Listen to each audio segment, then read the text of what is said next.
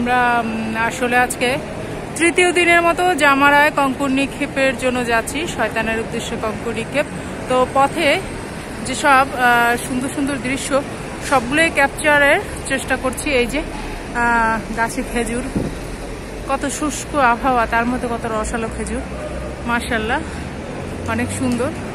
আমরা এই ফ্লাইওভারের নিচ দিয়ে যাচ্ছি। দ্বীপ্রহর এখনো শুরু হয়নি, তবে অনেকেই কঙ্কর নিক্ষেপ করে চলে আসছে। আসলে নিয়ম হলো দ্বিতীয় এবং তৃতীয় দিন দ্বীপ্রহরের পরে শয়তানের উদ্দেশ্যে জামারায় 3টা জামারায় 3×7=21টি পাথর বা কঙ্কর নিক্ষেপ করা। যাই হোক, আমরা হেঁটেই জামারার পথে যাচ্ছি আলহামদুলিল্লাহ। হজের আজকে শেষের দিন জামারায় কঙ্কর নিক্ষেপের মাধ্যমে তাওয়াফ করে হেরেম শরীফে এসে বিদেয়ী তাওয়াফ করে হজের কার্যক্রম শেষ হবে।